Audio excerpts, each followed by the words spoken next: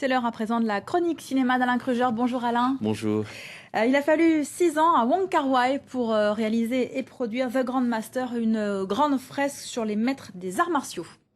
Oui, alors je sais pas si je dois faire une démonstration de kung-fu. Vous pouvez, ça peut être drôle. Je sais pas si ça va être drôle pour tout le monde, mais non, c'est vrai que le kung-fu, nous on a peut-être en mémoire des feuilletons d'adolescence, bien sûr la figure mythique de Bruce Lee, et je pense que c'est cette figure mystique même, et mythique de Bruce Lee qui a inspiré Wong Kar-wai.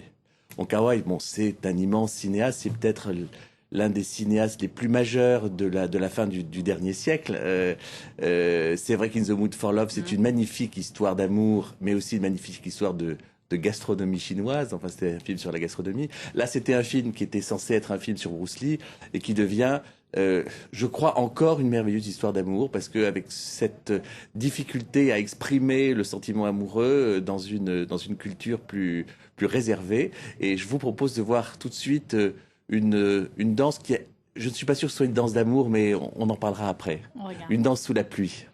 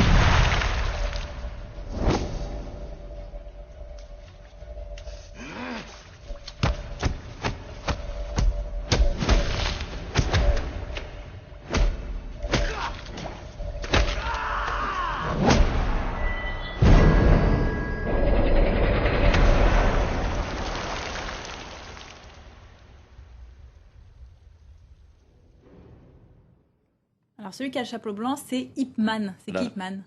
Ip Man, c'est une figure légendaire de maître de kung-fu qui va démarrer sa carrière dans les années 30 en Chine impériale, qui va être un résistant à l'invasion japonaise. Il y a des images, d'ailleurs, on se croirait dans le Lotus Bleu. Je veux dire, on est vraiment dans Tintin avec ces images très très bellicistes, très très guerrières. L'opposition entre le film a eu un énorme succès d'ailleurs. Ce film a eu un énorme succès en Chine. Sur les valeurs patriotiques justement, et puis il y a l'arrivée du communisme. Ip Man va partir à Hong Kong, et je pense que c'est aussi une forme d'autoportrait de Wong Kar-wai c'est un film très mélancolique. Moi, ce que j'aime beaucoup dans le film, c'est cette dimension extrêmement mélancolique. Et alors, il dure 2 heures dans la version française, il est plus long dans la version chinoise. Je crois que Wong Kar-wai prépare une version encore plus longue, et je pense que la version encore plus longue sera plus courte, parce qu'il y a des compressions de temps qui sont nécessaires pour rester dans les 2 heures, qui peut-être contraint un peu le film. Mais c'est très beau, comme vous avez pu le voir. C'est toutes ces et je trouve que toutes ces gouttes de pluie, c'est un petit peu toutes ces larmes que peut verser Wong Kar-wai sur Il était une fois en Chine avec des S, et avec toute l'émotion cinématographique qui va avec son cinéma. On passe des arts martiaux aux arts forains avec un documentaire qui s'appelle Romanes, qui va nous faire découvrir Alexandre et Delia Romanes. Oui, parce que alors Alexandre Romanes, il était connu sous le nom de Alexandre Bouglione. C'est le fils de la dynastie Bouglione. C'était un jeune dompteur et c'est un grand poète. Je ne sais pas si vous connaissez. Il est publié chez Gallimard d'ailleurs. C'est un grand poète, et vous allez là le découvrir. Alors, dans sa roulotte, il est avec sa deuxième femme, Delia, qui est un phénomène, qui est une chanteuse extraordinaire, une chanteuse rom extraordinaire. Et ils vont regarder La Piste aux étoiles, qui était une émission de télévision mythique, là aussi. Et dans La Piste aux étoiles, il y a un jeune dompteur que je vous laisse découvrir tout de suite.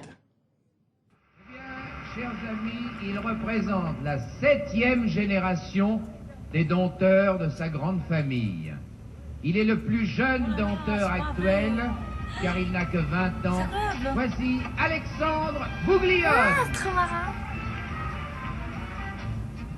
C'est lui ton Celui-là, il était terrible. C'est incroyable. Celui-là, il fallait pas le quitter des yeux. Waouh. Waouh, tous les cheveux que t'avais. Regarde.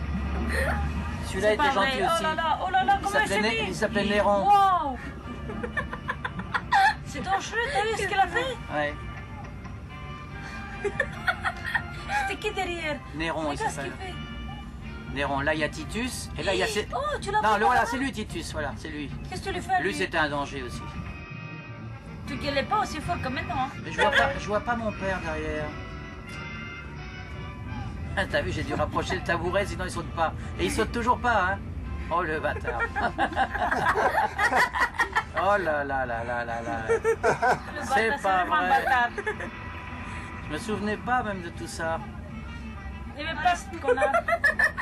Oh là là, c'était vraiment tocard, hein. Non, il était pas méchant. Ah, il était feignon. Non, c'était un lion gentil.